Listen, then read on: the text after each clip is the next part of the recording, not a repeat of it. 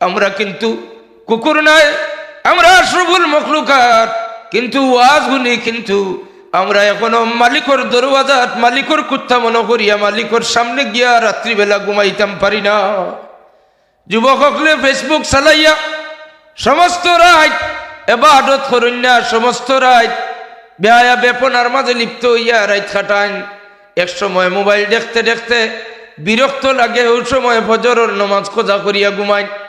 আমরা যদি বুঝতাম যে এই গুণটা আল্লাহর দরবারও পছন্দ লাগে, আমরা আশরাফুল মখলুকাত শ্রেষ্ঠ নবীর শ্রেষ্ঠ উম্মত, আমরা যদি একবার তার চিন্তাধারা করতাম যে আমরা সারাদিন মালিকের নাফরমানি করলাম, সারাদিন মালিকের নুন খাইলাম, নমকার আমি করছিলাম, আর এখন মালিকের সামনে আমরা নত হইতাম, ঘুমাইতাম।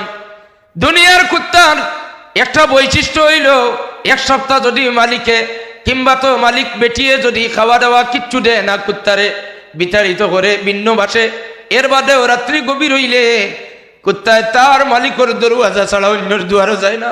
আমরা আশরাফুল মখলুকাত সমস্ত দিন সমস্ত রাত্রি আমরা নিজে নিজের লাগি ফেসবুক শেয়ার লাইক কমেন্ট করবার লাগিন সারা রাত কাটাই, কিন্তু মালিকের নাফরমান নাই, মালিকের ফরমাবরদার গোলাম হিসাবে মালিকের দরওয়াজার কুকুর নিজরে বানাইয়া এই কথা দিলের মাঝে হাজির করি আমরা রাত্রিবেলা ঘুমাইতাম এখনো পারি না।